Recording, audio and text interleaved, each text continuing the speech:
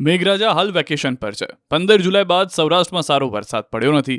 ચોમાસાના લાંબા વિરામથી ખેડૂતો ચિંતિત બન્યા છે. પાણી વગર પાક સુકાવા લાગ્યો છે, એટલે ધરતીપુત્રોએ વરસાદની રાહ જોયા વગર પિયત શરૂ કર્યું છે. પણ હવે પીજીવીસીએલના ધાંધિયા શરૂ થઈ ગયા છે. ગીર સોમનાથ પંથકમાં વીજળીના ધાંધિયાથી ખેડૂતો ત્રસ્ત થઈ ગયા છે.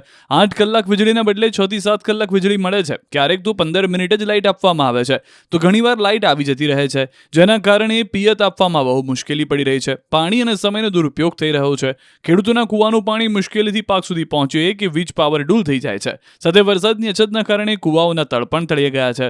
વીજળીની સમસ્યાનો કાયમી ઉકેલ લાવવા ખેડૂતો માંગ કરી રહ્યા છે. ગીર સોમનાથ જેવી હાલત છે રાજકોટના ગામડાઓની. અહીં પણ સીમ વિસ્તારમાં વીજ ધાંધિયા છે. લાઇટ સળંગ આવતી નથી, કટકે કટકે આવે છે, એટલે ખેડૂતો પિયત કરી શકતા નથી. પાકને પૂરું પાણી મળતું નથી, જેથી પાક પીળો પડવા લાગ્યો છે. વારંવાર વીજ ફોલ થવાથી મોટરને પણ નુકસાન થાય છે. QR કોડ સ્કેન કરો અને ડાઉનલોડ કરો ન્યૂઝ 18 એપ. મેળવો ગુજરાત અને દેશ દુનિયાની પળે પળની અપડેટ્સ.